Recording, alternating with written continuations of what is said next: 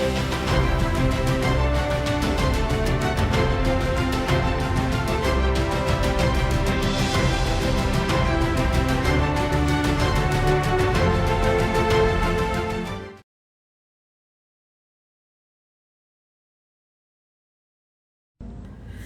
malam sahabat keluarga, kembali bersama dengan saya Andy Darmawan dari Familyverse Indonesia. Dan hari ini senang sekali kita boleh sama-sama ketemu lagi di setiap hari Kamis seperti biasa ya. Setiap Kamis seperti biasa di dalam acara podcast Pojok Cerita Seputar Cinta. Tapi topik kita hari ini adalah satu topik yang menurut saya sendiri cukup unik ya. Karena topik kita hari ini adalah penderitaan itu baik. Itu ada typo tuh di atas. Bukan penderotaan ya, tapi penderitaan itu baik.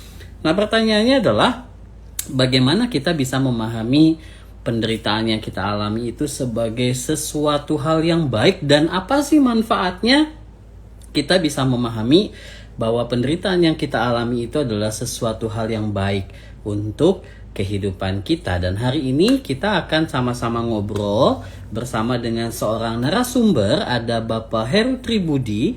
Beliau adalah seorang konselor keluarga, seorang konselor pernikahan. Beliau juga seorang pembimbing yang cukup banyak membimbing pasangan-pasangan ya khususnya. Dan hari ini kita akan ngobrol secara khusus terkait dengan topik ini, penderitaan itu baik. Tapi sebelumnya saya mau sapa dulu sahabat keluarga yang sudah bergabung. Selamat malam sahabat keluarga dimanapun Anda berada, dan dari manapun Anda berada, bagaimana kabar Anda hari ini? Apakah berada di dalam keadaan yang baik, dalam keadaan yang sehat? Tentunya kita harus semangat ya, mengingat tinggal hitungan hari lagi kita akan menyongsong tahun yang baru. Gak berasa ya sahabat keluarga, 2020 itu akhirnya akan berlalu. Kita sudah kurang lebih melewati bulan-bulan yang cukup berat ya. Tapi tentunya kita tetap punya semangat dan kita tetap punya harapan di waktu-waktu ke depan situasi bisa menjadi semakin lebih baik. Secara khusus pandemik bisa berakhir ya dengan sudah adanya vaksin. Kita berharap pendistribusiannya boleh berjalan dengan baik, dan itu yang bisa menolong kita untuk boleh kembali menjalani kehidupan kita. Nah, pasca kita melewati begitu banyak hal yang berat di dalam hidup kita, rasanya tema kita hari ini cukup relevan dan cukup cocok untuk kita boleh sama-sama diskusikan. Kalau ada pertanyaan di antara sahabat keluarga yang ingin sahabat keluarga tanyakan kepada kami, secara khusus kepada narasumber kita di dalam kesempatan malam hari ini, jangan sungkan-sungkan untuk sahabat keluarga boleh tulis di kolom komen ya. Dan boleh bertanya kepada Bapak Heru Tribudi. Sekali lagi, narasumber kita adalah Bapak Heru Tribudi dan beliau adalah seorang konselor keluarga. Beliau juga adalah seorang pakar pernikahan yang cukup banyak membimbing ya pasangan-pasangan di dalam menjalani kehidupan keluarga. Oke, kita tidak akan tunggu waktu lebih lama lagi. Kita akan coba invite ya. Apakah Pak Heru Tribudi sudah bergabung bersama dengan kita di dalam kesempatan malam hari ini untuk membahas satu topik yang menarik ini. Penderitaan itu baik. Wow, ini satu topik yang menarik nih, karena cukup banyak mungkin di antara kita yang juga bertanya-tanya, apa sih hal yang baik yang bisa kita pahami di tengah-tengah segala penderitaan, dan kenapa kita perlu memiliki perspektif seperti itu? Kenapa kita perlu memiliki perspektif atau paradigma bahwa penderitaan yang kita alami itu tidak selamanya hal yang tidak baik, tetapi justru kita tetap dapat melihat hal yang baik di balik segala penderitaan yang saat ini sedang kita alami. Nampaknya Pak Heru belum bergabung bersama dengan kita di dalam kesempatan malam hari ini. Sambil menunggu, saya mau sapa dulu sahabat keluarga yang sudah join di dalam kesempatan malam ini ya. Ada Giok Nawati, kemudian ada Hui Ching, ada Emot M, kemudian ada Mama Nini 2603, ada Dena Sihombing, ada Desia Dari, kemudian ada Tina Iswari, ada Bu Krisna juga yang sudah join di dalam kesempatan malam hari ini.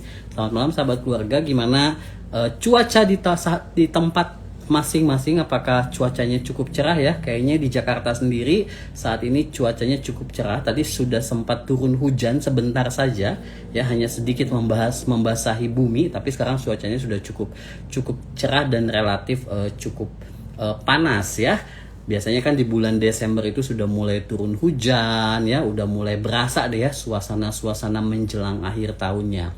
Anyway, gimana persiapan-persiapan dari sahabat keluarga di dalam menyambut tahun yang baru? Kira-kira resolusi-resolusi apa yang sudah disiapkan? Tentunya pasti sudah jauh lebih mantap ya.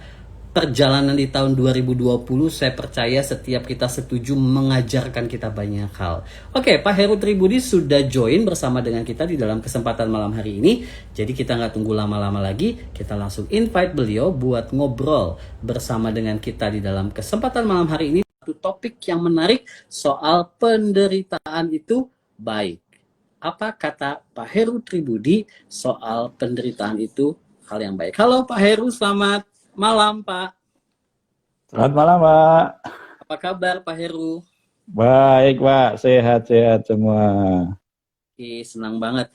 Pak Heru, hari ini kita bakal ngobrol soal satu topik yang menarik nih. Penderitaan itu baik. Nah, apa sih yang dimaksud dengan penderitaan itu baik dari perspektif seorang Pak Heru Tribudi? Silakan Pak.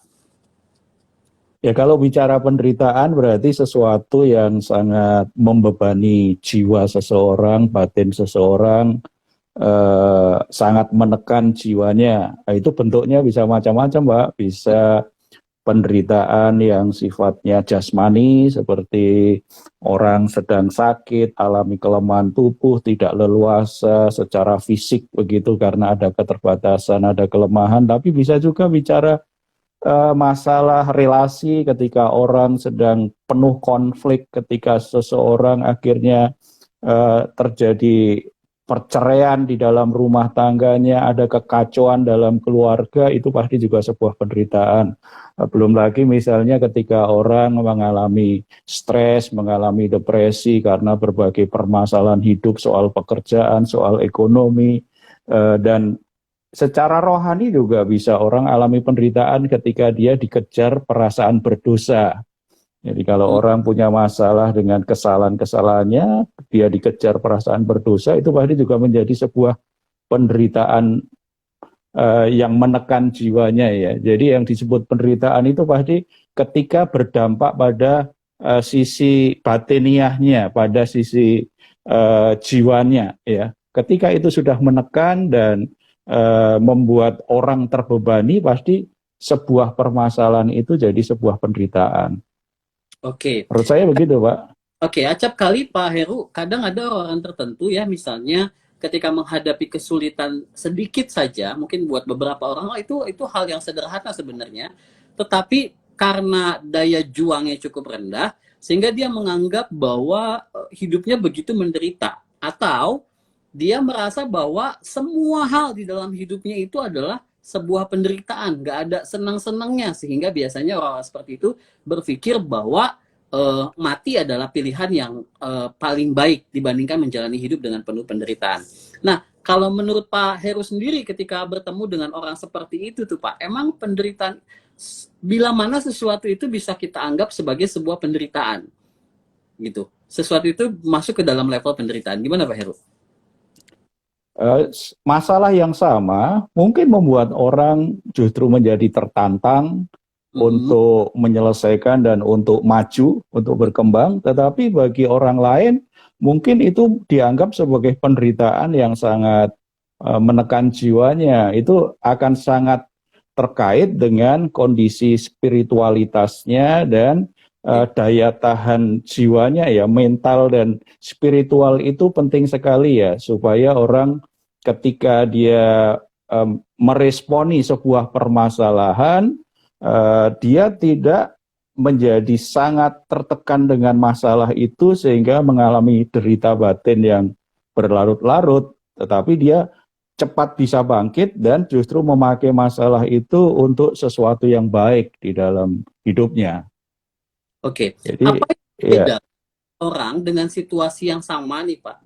Misalnya dua orang dengan situasi yang sama, misalnya contoh lah, misalnya dalam situasi pandemik saat ini ya, sama-sama misalnya di PHK, sama-sama kehilangan pekerjaannya. Orang yang satu, dia justru melihat ini sebagai sebuah kesempatan untuk dia bisa berkarya, untuk bisa memikirkan bidang usaha yang lain. Sementara orang yang lain, ketika di PHK, dia merasa bahwa hidupnya begitu menderita. Nah, Kalau menurut Pak Heru sendiri, apa yang membuat respon dari dua orang ini bisa berbeda terhadap satu situasi yang sama? Fokusnya, Pak. Orang Hmm. kadang-kadang ketika alami sebuah masalah, ya misalnya di PHK atau kondisi usahanya juga jadi lebih sulit, begitu dia fokus pada masalahnya, Hmm. bukan pada peluang yang ada di balik kesempatan itu. Salah satu dampak dari masalah itu kan sebenarnya memaksa orang untuk berpikir keluar dari kebiasaannya, sehingga muncul inovasi, muncul kreativitas. Hmm. Eh, Lalu dari sisi ini ya, dari sisi spiritualitas, kita semua pasti percaya sebagai orang beragama bahwa semua masalah itu ada hikmahnya, Oke. ada anugerah Tuhan di dalamnya. Nah, kalau bicara anugerah Tuhan itu kan berarti kebaikan Tuhan itu tidak pernah berkurang apapun situasi yang terjadi. Jadi ketika orang ikhlas menjalaninya, orang berserah kepada Tuhan dan tidak fokus pada masalah yang sedang dihadapi, justru dia berpikir kebaikan apa, hikmah apa yang bisa saya dapatkan melalui situasi ini, maka ketika orang punya masalah, dia justru menjadi lebih kreatif, inovasinya justru bertambah ya. Karena memang kita dipaksa untuk berhenti pada rutinitas. Hmm. Kemudian kita akhirnya berpikir cara yang baru, peluang yang baru. Itu yang buat orang itu jadi inovatif dan kreatif ya. Itu membuat orang justru menjadi lebih baik ketika dia alami masalah ya. Oke, bagaimana caranya kita bisa mendapatkan sebuah hikmah di balik penderitaan yang sedang kita alami? Karena yang pasti kan tingkat kedewasaan tiap-tiap orang pasti berbeda. Pertumbuhan secara spiritualitas tiap-tiap orang berbeda gitu. Dan tentunya setiap kita yang mengalami penderitaan, kita tidak ingin terpuruk di dalam penderitaan yang kita alami. Kalau menurut Pak Heru, gimana caranya supaya kita tidak terpuruk, justru bisa mendapatkan hikmah dari penderitaan yang kita alami? Apakah personalnya yang harus dirubah, atau lingkungannya yang harus dirubah, atau cara pandangnya terhadap masalah yang harus dirubah? Gimana Pak Heru? Yang paling utama tadi cara pandangnya, Pak. Cara Oke. pandangnya.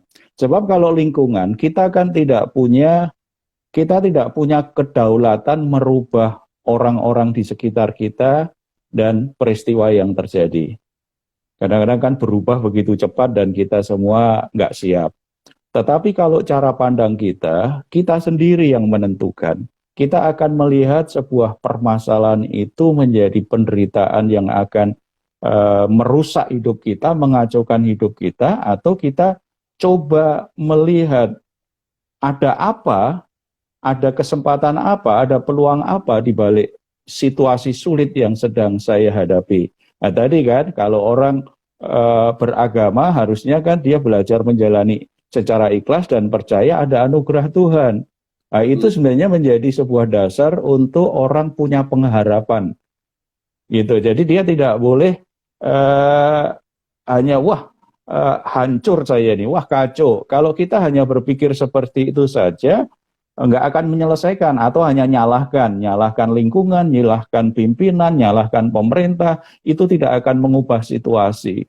Jadi cara pandang kita yang harus diubah dan setelah itu ya pribadi kita sudah mulai mau berlatih untuk memulai sesuatu yang baru, lakukan sesuatu yang baru.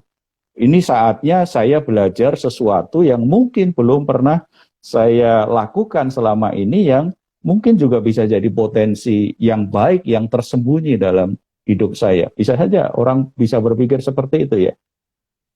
Oke, tadi ada dua kata kunci yang Pak Heru ungkapkan ya. Yang pertama adalah merubah cara pandang, yang kedua berlatih. Itu berarti kemampuan kita di dalam menghadapi persoalan di dalam hidup, termasuk di dalam menghadapi penderitaan, adalah sesuatu hal yang tentunya bisa terus-menerus untuk bisa kita latih. Pertanyaan praktikalnya gini Pak, menurut Pak Heru sendiri, langkah-langkah praktis apa sih yang harus dilakukan oleh seseorang supaya dia bisa memiliki cara pandang yang berbeda? Karena merubah cara pandang kita tuh bukan sesuatu hal yang mudah. Itu sesuatu hal yang sulit, apalagi kalau itu adalah sesuatu yang sudah dibentuk dari dulu tuh Pak. Misalnya dari Ya, kecil dianggap nggak mampu. Dari kecil dia sudah dianggap bahwa dia nggak mungkin bisa. Dari kecil dia dianggap bodoh misalnya. Sehingga diperhadapkan dengan persoalan kan dia sebelum menghadapi sudah ciut duluan. Apa hal-hal praktis yang bisa dilakukan untuk bisa merubah cara pandang seperti itu, Pak Heru? Saya punya pengalaman ya Pak ya. Saya itu di masa kecil saya itu anak yang minder, pemalu, penakut, tertutup begitu. Karena saya tumbuh dari keluarga yang miskin, saya anak yatim, ayah saya meninggal ketika umur saya berumur 3 tahun. Jadi kemudian sangat berat ya secara ekonomi, single parent, ibu saya besarkan 4 bersaudara begitu ya. Eh, Masa remaja saya itu saya apa ya, mungkin kalau orang sekarang bilang itu situasi yang banyak penderitaannya karena banyak keterbatasan dan Hmm, tidak bisa lakukan banyak hal seperti teman-teman remaja yang lain gitu ya. Eh, tetapi saya justru dalam kondisi karena penakut, pemalu, sulit bergaul, saya tidak mau larut di situ karena itu kalau yang begitu kan memang sebuah proses ya. Saya gambar diri saya buruk, tetapi saya coba mencari sesuatu yang bisa membuat saya itu jadi semangat waktu itu. Saya ingat itu waktu itu ya. Waktu SMP itu eh, saya jadi anggota perpustakaan di Pemda begitu. Setiap minggu saya pasti baca 2 buku, 2 buku. Karena pemalu kan nggak bergaul, punya banyak waktu gitu ya, punya banyak waktu. Dan yang saya baca pasti dua itu. Pertama cerita petualangan, oke. yang kedua biografi tokoh-tokoh terkenal. Hmm. Secara nggak disadari itu menolong saya. Cerita petualangannya itu memberi saya sebuah wawasan bahwa ada banyak tantangan yang menarik loh sebenarnya di luar sana. Gitu. Lalu tokoh-tokoh dunia itu memberi inspirasi. Oh, betapa ternyata mereka hebat-hebat itu waktu kecil juga banyak yang bermasalah seperti saya ya. Jadi ada sebuah inspirasi untuk menyemangati diri sendiri gitu ya, untuk menyemangati diri sendiri. Itu SMP itu saya rutin itu baca buku itu. Jadi pelan-pelan begitu saya juga mulai berani tampil, berani untuk ikut dalam kegiatan di sekolah. Kemudian SMA di SMA kelas 3 itu ini pentingnya kenapa saya tadi bilang sisi spiritualitas juga penting ya. Ada pembimbing saya di gereja itu meyakinkan saya sesuai dengan kitab suci yang kami yakini bahwa apapun yang terjadi, baik itu situasi baik maupun buruk, sebenarnya kasih Tuhan tidak pernah berubah dalam hidupmu. Hmm. Tuhan bisa memakainya untuk menjadi sebuah kebaikan dalam hidupmu. Ini ternyata menyentuh hati saya. Saya sudah terinspirasi dengan banyak tantangan, dengan cerita-cerita dan kisah tokoh-tokoh terkenal. Kemudian secara spiritualitas ternyata ada yang menguatkan. Itu menyentuh hati saya banget ya itu ya. Sehingga SMA kelas 3 itu saya ingat betul. Saya jadi orang yang sangat optimis, orang yang percaya diri dan eh, akhirnya justru keterbatasan saya itu menolong saya untuk banyak berkreasi waktu itu ya. Saya mulai berani belajar dengan orang lain gitu. Belajar dari orang lain itu bagian langkah praktis yang harus dilakukan itu. Belajar dari orang lain, orang yang saya waktu itu kan senang seni rupa. Saya coba dekat dengan orang-orang yang suka dengan hal itu. Saya suka menulis. Saya coba dekat, kebetulan ada dosen guru saya yang memimpin perpustakaan itu dulu mantan wartawan. Oh, saya coba dekat dengan dia, dekat dengan anaknya, belajar banyak hal gitu. Jadi dari sisi motivasi pribadi sendiri harus dibangun. Hmm. Harus dibangun dengan hal-hal yang menumbuhkan inspirasi dan menguatkan hati kita. Setelah itu kita perlu belajar dari orang lain yang kita belum terlalu bisa atau apalagi kita belum bisa. Kita harus mau belajar sesuatu yang baru. Makanya butuh orang yang lebih dulu menggeluti bidang itu. Setelah itu belajar nyoba. Mungkin kita memang nggak sebaik orang yang sudah punya pengalaman, tetapi langkah untuk keluar dari rutinitas, mencoba sesuatu yang baru, itu akan sangat menumbuhkan potensi yang selama ini tersembunyi. Jadi waktu kuliah, saya udah biasa, bergaul biasa, dan saya bisa dua potensi saya itu sudah bisa saya kembangkan, itu seni rupa dan menulis. Itu menolong sekali dalam perjalanan hidup saya, dalam banyak keterbatasan saya. Ya sampai SMA lulus juga kondisi ekonomi juga belum terlalu baik lah gitu ya. Tetapi keterbatasan secara keuangan bagi saya setelah itu nggak jadi hambatan. Karena saya sendiri bisa berkreasi, kalau ibu saya nggak bisa mencukupi, saya sendiri bisa mencari jalan untuk mendapatkan uang. Saya ingat SMA kelas 3, kemudian kuliah itu saya terbiasa buat kartu Natal, kartu Lebaran, begitu. Saya dengan teman-teman, kita jual di kaki lima, begitu. Nah, itu menghasilkan. Jadi ada keberanian untuk mencoba, begitu. Padahal kalau ditanya apakah saya pinter dagang, saya nggak pinter dagang. Tetapi dalam kondisi keterbatasan saya kan punya potensi lain yang laku dijual. Makanya soal keuangan bagi saya setelah itu ya nggak ada masalah. Saya bisa berkreasi dengan banyak hal, walaupun mungkin nggak banyak, tetapi setidaknya kebutuhan saya yang lain yang orang tua saya nggak bisa penuhi, saya bisa cari solusi. Gitu. Jadi itu yang saya bilang bahwa ini justru menjadi kesempatan, tidak hanya pribadi saya berubah, potensi saya juga terbuka dan bisa berkembang, bakat saya bisa berkembang. Jadi karena menderita itu Pak, makanya sampai sekarang pun bagi saya menulis itu sesuatu yang natural ya saya lakukan. Seni rupa untuk sementara saya berhenti dulu gitu, karena kalau itu waktunya nggak memungkinkan dengan pekerjaan yang lain gitu ya. Kira-kira gitu Pak. Menarik sekali. Pada dasarnya memang manusia itu diperlengkapi Tuhan dengan daya juang ya Pak ya. Dan daya Iya juang betul. hal yang harus terus-menerus untuk dilatih, dan daya juang itu nanti keluarnya adalah kreativitas kita, semangat, hati yang tetap memiliki pengharapan, optimisme untuk boleh menghadapi hidup. Pak Heru, kalau boleh tanya dari perspektif Pak Heru soal apa yang kita alami sepanjang beberapa bulan ini, bahkan hampir 1 tahun ini ya, terkait dengan pandemi COVID-19. Ini kan belum beres nih Pak sampai dengan saat ini kan ya, masih cukup banyak orang juga Iya. dengan hal itu. Perspektif apa yang perlu kita miliki supaya kita tidak terpuruk nih Pak di tengah-tengah situasi pandemik ini, tetapi justru kita tetap memiliki optimisme dan daya juang. Apa cara pandang seperti apa yang perlu kita miliki di dalam melihat situasi pandemik yang kita alami saat ini? Kita harus berani berubah.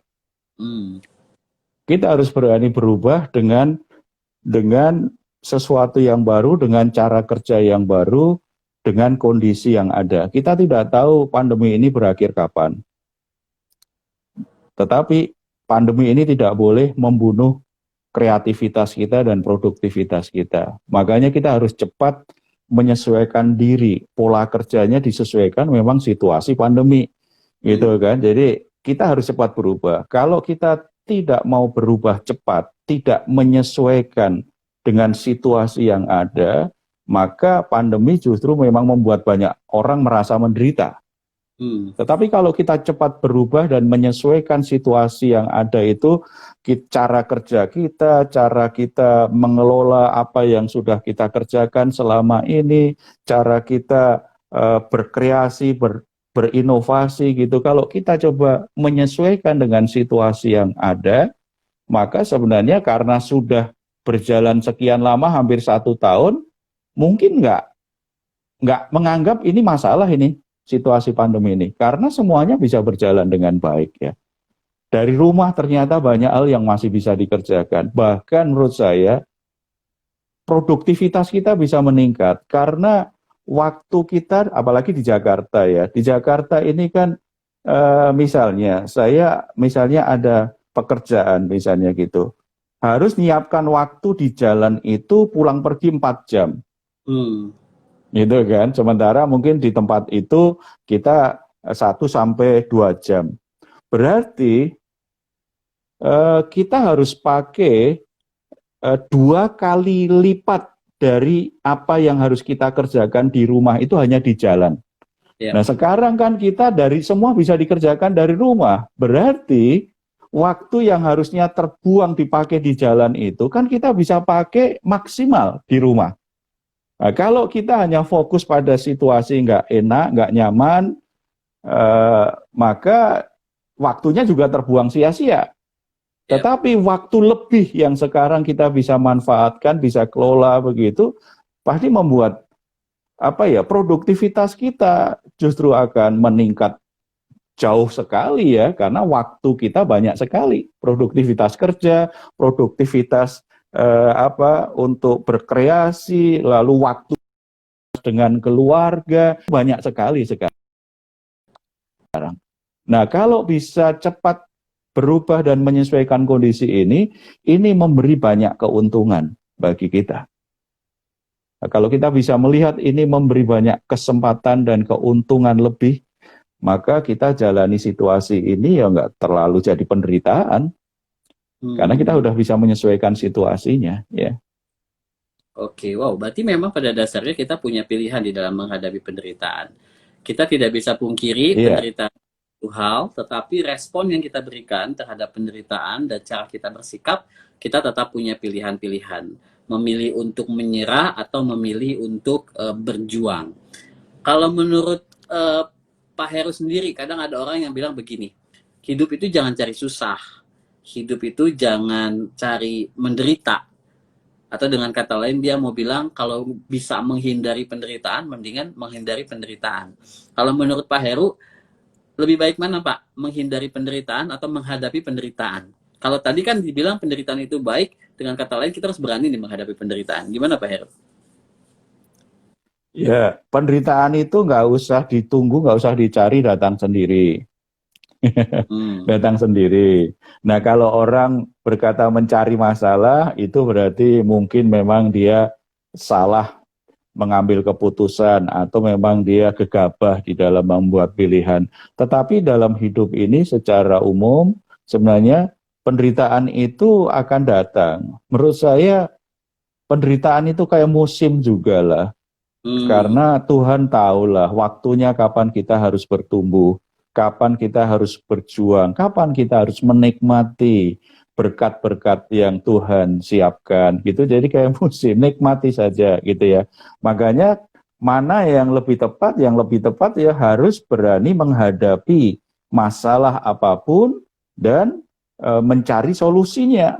Karena memang setiap manusia itu sudah dilengkapi dengan Tuhan kemampuan untuk menyelesaikan masalahnya, diberi anugerah supaya manusia punya hikmat, punya kemampuan berpikir, kemampuan untuk menyelesaikan masalah-masalahnya.